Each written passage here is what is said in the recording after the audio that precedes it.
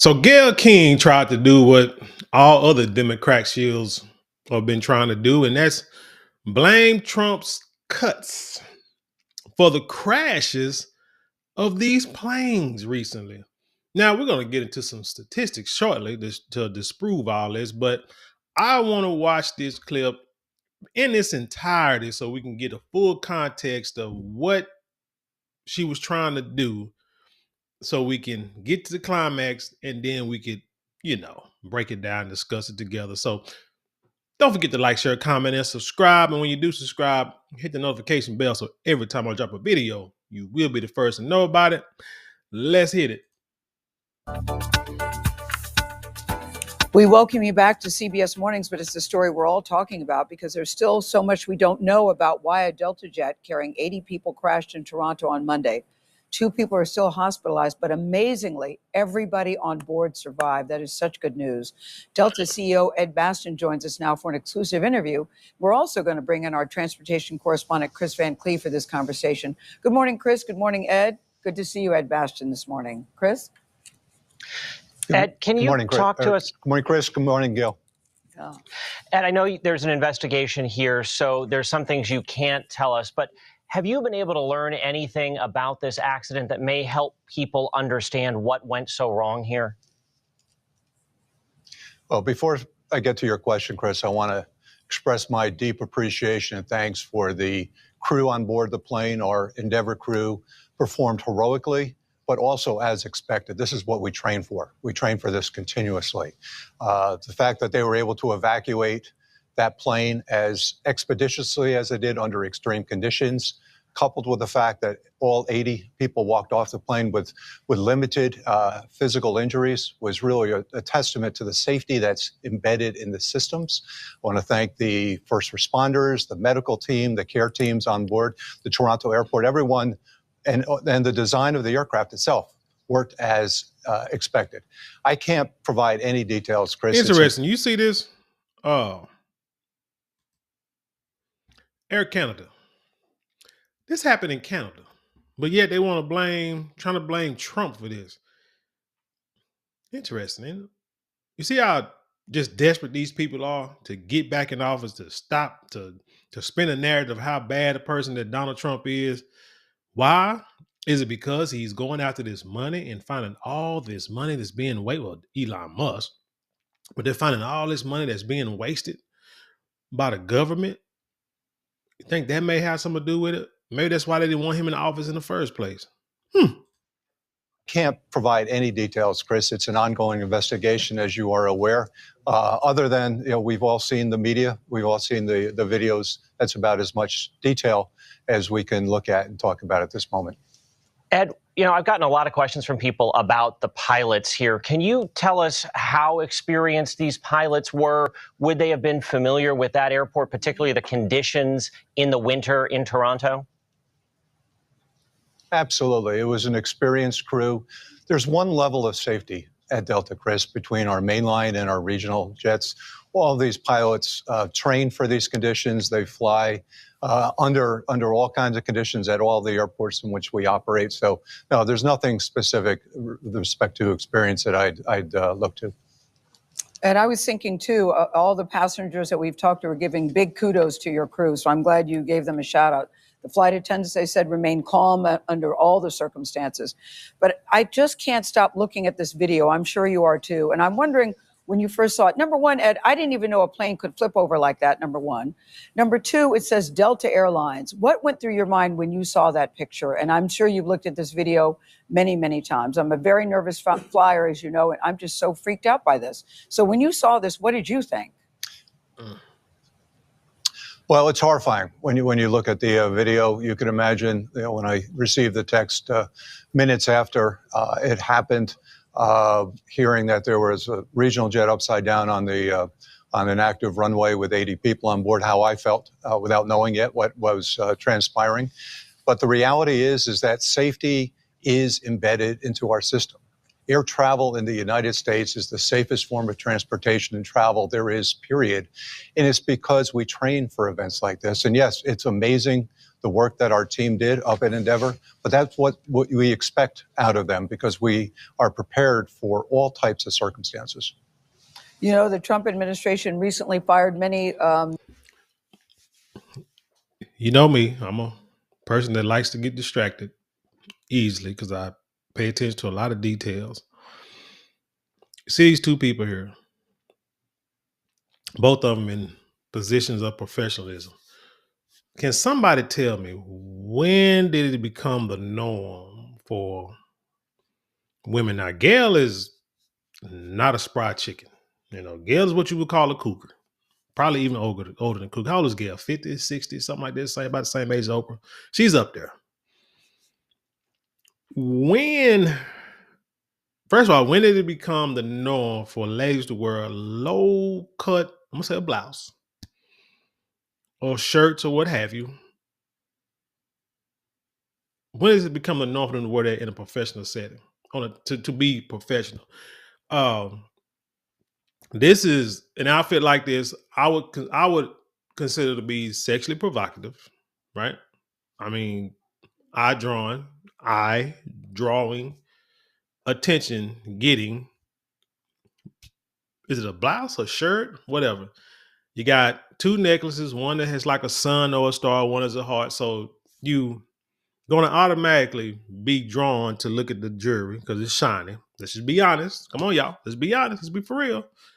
And then the shirt is low cut, showing a little cleavage, teasing on. And we're trying to talk about a subject matter where it was tragic. It could have been like people could have lost their lives. And yet one of the main things that you pay attention to is what she got on. So what you have to do is try to train your eyes on her eyebrows and her hair or her face. But I say it's an unnecessary distraction in this setting. Go over to the guy, CEO of Delta. Know this cat got bread. He got on a suit, tie, glasses, simple. Probably could get probably can get damn near any woman that he wants just by his name and title alone. This woman, on the other hand, feels that she needs to have this outfit on for what? For what? Why is it that women have to be sexually liberated in order to justify looking a certain way, but not the men? And y'all can say it's a double standard in the world. I get it. But the problem is you don't have to fall for it. If that matter of fact, no one has to fall for it to go for it. If you feel like you're being sexually exploited, and you might think this is tame compared to what? Compared to what? There should be no comparison to. I'm looking at Gayle King, and like I said, I want to know how old this heifer is. Hold on, Gayle King, real time. Gayle King's age. Gayle is 70 years old. Gayle is 70 years old. Wearing, all I can see is the top. Wearing a top that I would expect someone in their 20s, maybe 30s would wear. Gayle is still 70 years old, still trying to catch. Why is it that the women have to use sexual innuendos, teasers, up until the day they die to try to get attention from men like this guy here? Not saying he's trying to get attention from him, but just understand what I'm saying. Because like I say, CEO, got money, got power, probably got women, all that will, even if I don't know if he's married or not. Hell, I don't know if he's gay or not, but got people who would try to throw themselves at him just for who he is. Like Elon Musk got this lady who came out and said she just had his baby like 5 months ago. And so she feeling some type of way because he told her, keep it quiet. You stay in this hotel room until you had this baby. Don't tell nobody who baby this is. We're going to keep it like that. Now her feelings are hurt. But you got what you wanted. You got a baby from a guy who like the richest man in the world, so you know you can get taken care of. So why your feelings hurt? Shoot, just know your place. Stay in your place and just chill out. But anyway, that's all I wanted to know. Why a 70-year-old woman up here trying to show her little, trying to show the little cleavage and catch it and get it and wearing an attention getting outfit at her age.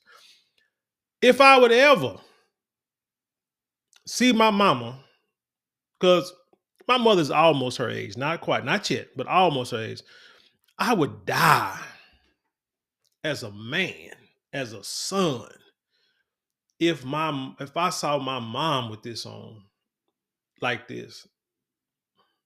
And my mother's an old Southern girl from Arkansas. There's no way heck she would wear something like this. I've seen her go out with my dad. They've taken pictures and sent them to us. And my dad, he would probably wear something like this. It may not be too formal, but he'll wear like a jacket, nice little polo or button-up shirt. You know what I'm saying? Got his little hat. My mom would wear something conservative, like a woman, like a lady should. God, I might have went off track on this, but this is just that's important to me, man. I just want to know, man. Like, when did this become professional? And then the second question is, when do you stop? Or what age should this not be relevant? But anyway, back to the story. Let's get back to the story. Employees of the FAA administration, do those cuts worry you? Right here, because this is the crush of what I wanted to talk about anyway.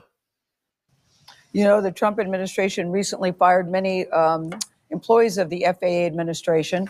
Do those cuts worry you? And do you think that impacts the safety? I know you just said it's the safest way to travel, but after looking at all these mishaps, a lot of people are very nervous. Do these cuts affect you? The cuts do not affect us, Gayle. I've been in close communication with the Secretary of Transportation.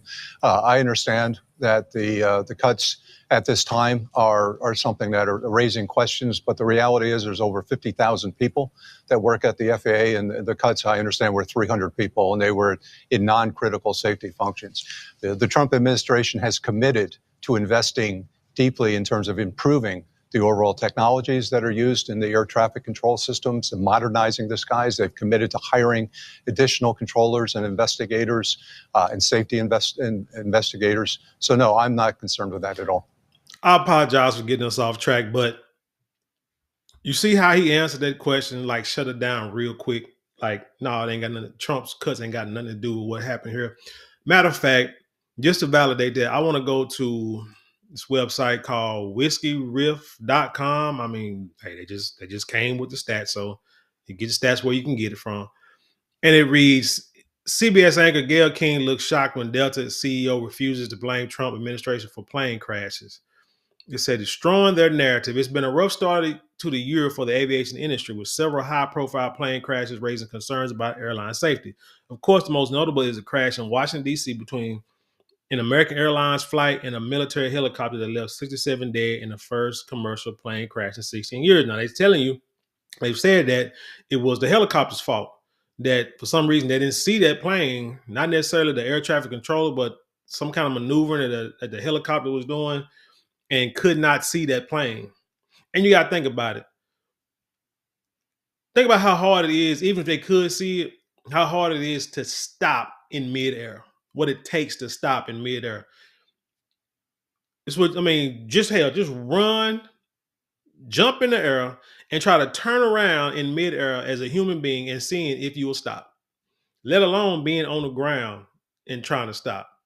So, like I say, it's so that right there is probably, who knows? But anyway, the point is, they said it was a helicopter who, you know what I'm saying, it was their fault and things they were doing, the reason why they crashed into that plane. We look at the video, they ran right into that plane, everything hit the ground. It said what it say, first in 16 years. Since then, though, we've also had plane crashes in Philadelphia, Alaska, and Arizona, among others, that have made headlines and left people questioning whether it's safe to fly. Man, on my feeds, on my local feeds here in the Dallas-Fort Worth area, I periodically have gotten, now that I think about it, news alerts about plane crashes. And a lot of them, it's like small little, like private, like small little personal private planes, but it be in these local airports. And you see a lot of plane crashes. I mean, it happens. So I ain't gonna say too much, but it happens enough to where you be like, oh well, it happens. You know what I'm saying? Just like a car crash, it'd be hundreds and maybe thousands of car crashes every day, but you don't see it on the news every day, unless it's like somebody running from the police and they get out and get the shooting. And no, that might make the news, but right down the street, somebody ran to an 18 wheeler, and it's like, and I see those too. But like I say, it happens to the point of where you don't even think about it. It's just part of people's got. All you can say is, man, people don't know how to drive. They got to drive better. Naturally, a lot of people rush to blame Donald Trump for the plane crashes. More specifically, meaning in the media and online, pointing to the Trump administration cuts to the FAA as making air travel less safe. Now, never mind that data from the NTSB shows that airplane accidents actually reached a record low in January 2025, with the 62 total accidents beating the previous record low of 70 back in 2012. And of course, the vast majority of these accidents were on private planes, like I just told y'all, which have a much higher incident rate than commercial air travel. While 10 of the accidents were fatal, that number ties 2020 for the safest January on record. So while it may feel like there are more aviation accidents, the reality seems to be that we're simply paying more attention to them after the horrific crash in Washington, D.C. The accidents come at a time when the FAA is facing a historic shortage of air traffic controllers. And I looked on the FAA website to see what it takes to become an air traffic controller. And man, it's a little lengthy process. And also they want you to be young. They don't want like older people, because I think they know they want somebody who's got a fresher mind, younger mind, somebody who they know can deal with the rigors of the job. And they say a lot, sometimes them people, they be going through it mentally. They need all kind of psychiatric help over time, because it's a stressful job. So you really don't want nobody old taking that job, and you probably don't want nobody who got like a large family, who got a bunch of kids that they got to worry about. They want them to focus on, making sure people. And I mean, you think about, there are hundreds and thousands of flights in the air at one time. So you got to be paying attention. You got to be paying attention. No distractions. Lower staff. And yeah, like I said, so yeah, I looked on the website, and it's a lot to become an air traffic controller, but you make good money doing it though. I'm saying this isn't a new phenomenon. This isn't a new phenomenon. The FAA has been actively trying to recruit air traffic controllers to fill the shortage for a decade. So this is not a Donald Trump issue. But none of that matters to those who want to blame Trump for the plane crashes. Then it says during this morning's edition of CBS Mornings, anchor Gayle King attempted to bait Delta Airlines CEO Ed Bastian into blaming the Trump administration cuts for the recent airline disasters, including this week's crash in Toronto, Canada, which is famously not in the United States. He said, but Bastian wasn't having it. And King looked stunned as the CEO explained that the cuts have nothing to do with the aviation safety. And you just saw what he said. That's all they repeat here. They say the Trump administration has repeatedly emphasized that none of the cuts to the FAA are to positions related to safety and security. Transportation Secretary Sean Duffy recently affirmed that, quote, zero air traffic controllers and critical safety personnel were let go after criticism from his predecessor, Pete Buttigieg. How you say it? According to the Professional Aviation Safety Specialists Union, 133 newly hired employees who were still in their probationary period were recently let go, including those in positions like environmental protection specialists and telecommunication specialists. Sounds like some lawyers were let go too. As a lawyer myself, I guess the person that wrote this article, as a lawyer myself, I can safely say that we have nothing to do with airline safety, and hiring more lawyers won't make air travel any safer. Of course, nothing's going to change the mind of the people who are going to blame Trump for everything bad that's happening, but it looks like Delta CEO won't be feeding into the narrative. So yeah. So she tried, it didn't work, and then they just moved on. So let's continue. Ed, the administration has also called on Elon Musk to modernize air traffic control. From an airline standpoint, what needs to be done to make the system better? And a quick follow, if I can, what do you say to the people who are nervous getting on airplanes right now? Well, to the public, I can understand the concerns at the moment. The reality is it's safer than the car ride I took this morning to get to my office. It is the safest form of transportation, period. And it's safe because in our industry, we all focus on safety. And we're a very competitive industry across the U.S. airlines. There's one thing we do not compete on, and that's safety. We all work together. We learn from each other. Every single incident that happens, whether it's reported or not, gets reported back to our teams that we share across the industry. So we learn from each other. And this incident, as terrible as it appears, was something that we'll learn from. They'll make us better. Yeah, we can't wait to hear the answers. What happened? I know you want to know that too, Ed Bastian, but kudos to the Delta crew and your team that everybody survived this. Thank you very much for your time. We know you're busy, very busy. Yeah, put them puppies away. But anyway, the one issue that I don't understand, one thing I don't understand is software updates. Now, we're in a day and age where new products, new software comes out at a moment's notice. I saw a post this morning where they got a new iPhone 88E, something like that. I don't know how many iPhones they got, but now they got like an E version. I don't know what it is. I ain't got an iPhone, so I'm not even going to look it up. Yeah, I know recently my little Samsung phone, Android, that I had for like 6, 7, 8 years probably. Keep going through some stuff right now.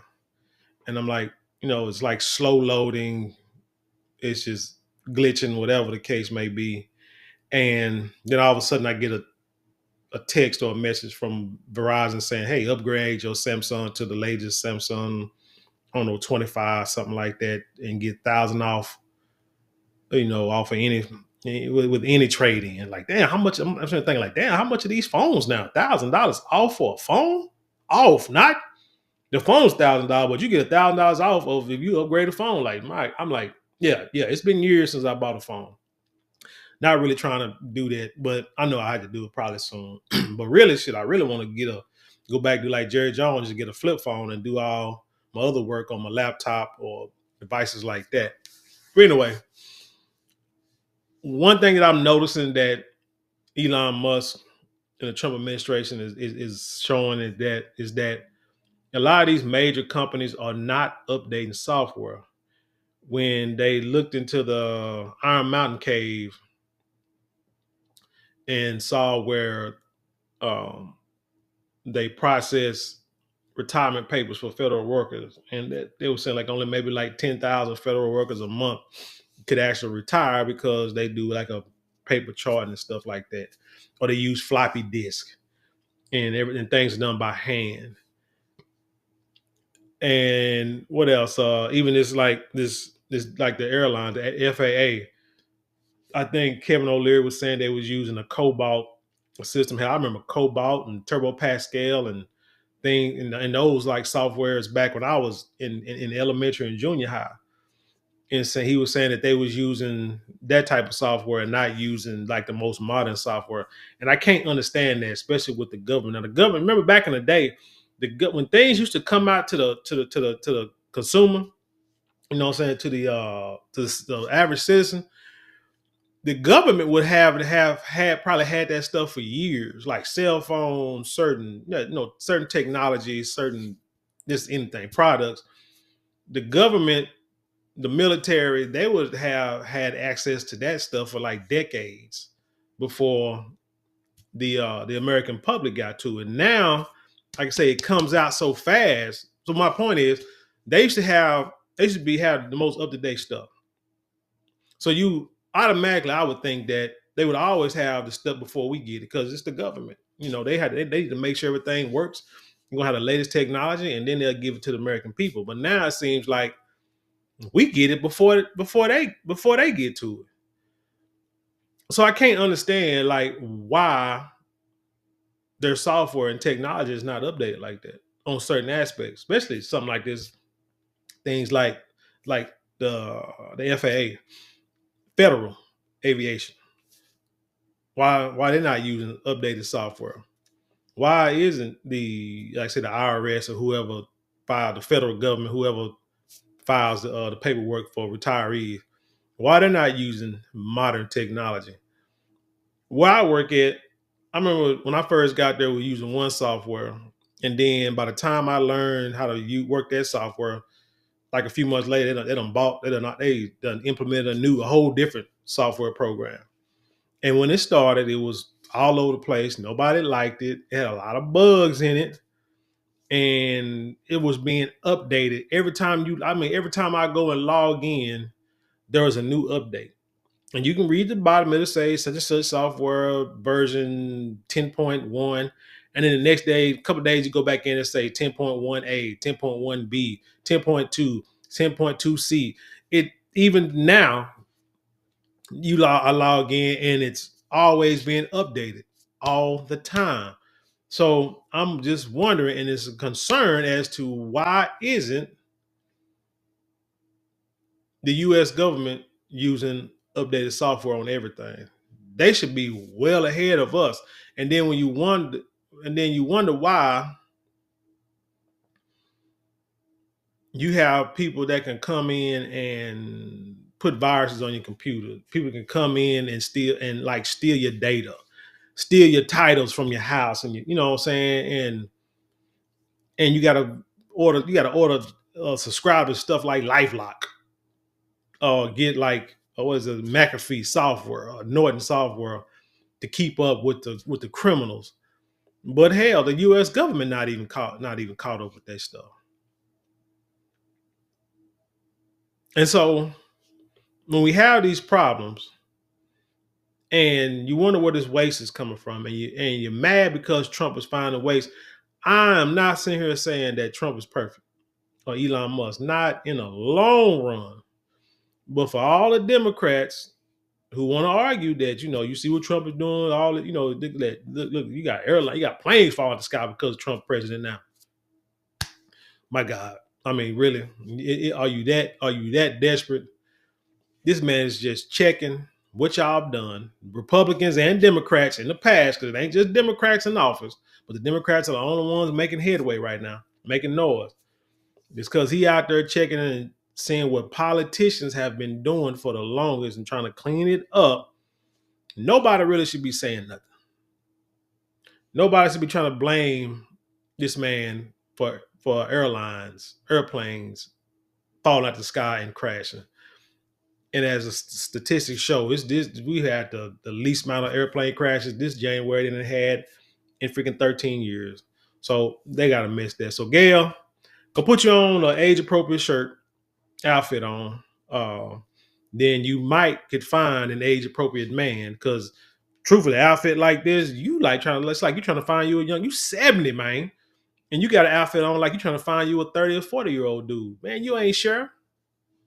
Don't try to be like her, man. Just like I say, put you on an age appropriate outfit, get you an age appropriate man. Let's talk about something that's really relevant, and not trying to make up stuff about the guy who's pretty much trying to clean up the finances of the country. But anyway, tell me what you think about this story. Leave your comments below. Share it with the world. Have intelligent conversation. You know how we do around here. Don't forget to like, share, comment, and subscribe. Those 4 things cost you maybe a couple of minutes out of your day, but it means the world to us here. If you would like to support us financially now, you can give super thanks, super chat, super stickers, and you can go to the description box. There are a couple of links on there that you can click on. It's cold out here now. I think it's like 20-something degrees out here. And let's say 19 degrees. Dang, I got to go outside. I got to go to the store here in a minute. But anyway, help your boy, get your boy a nice hot cup of hot cacao with some honey in it. Because right now it will definitely hit the spot. Little almond milk, the real almond milk, not that stuff with all them ingredients in it. Only get your almond milk. That's got anywhere from 2 to 3 ingredients: the almonds, the water, and whatever else flavor, coconut flavor. I don't know. Get that. But you know what I'm saying? Get your boy a cup of that. But anyway, also don't forget to hit that shop button and go to marlonmorales.com, where we got great products I know you will love. We got colognes, perfumes, beard products. We got silks, handbags, and much more. Just check out the 2 links. So, you know what I'm saying? See what we got. I promise you will love it. You will not be disappointed. With that being said, I leave you in peace, and I'll see you on the other side.